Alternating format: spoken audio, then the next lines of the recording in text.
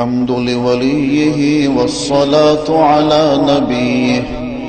والوزن والعدل والفضل والنظم والعظم بالجزم،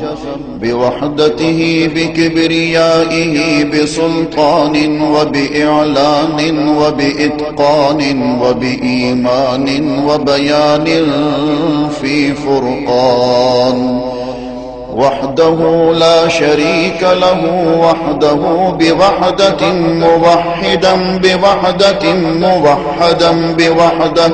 وحيدا وأحدا بلا مدد وجدد ونصب ووصف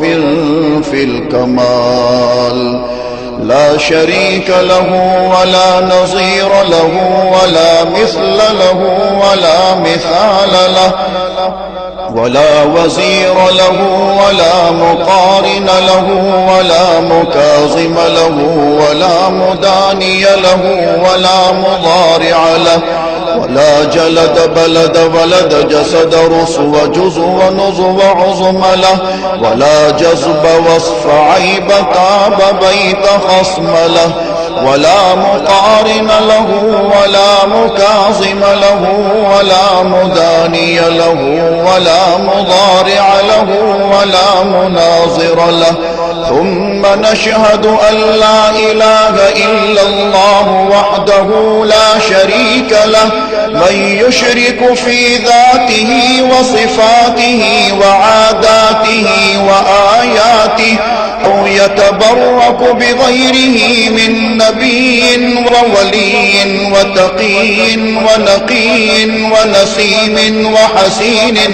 وحسين وجميل وصغير وكبير، فعليه الخسران والوبال. ثم نشهد أن سيدنا وسندنا ونبينا ومولانا مؤيدنا مخدومنا منظومنا معصومنا مقصومنا مقصودنا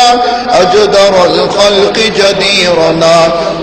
أعظم الخلق وأشرف الخلق وأحسن الخلق وأجمل الخلق وأكمل الخلق وأنور الخلق،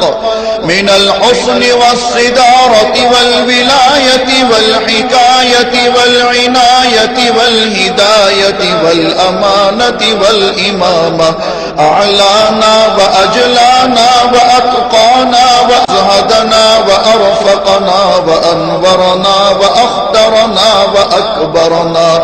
أحمر أنور أجدر أطفل أوسق أنور أجمل أكمل له. ثم نشهد أن حبيب ربنا وصمدنا محبوب جدلنا ونزلنا ووصلنا إيماننا مبين فرقاننا هادي سبيلنا رونق جدراننا،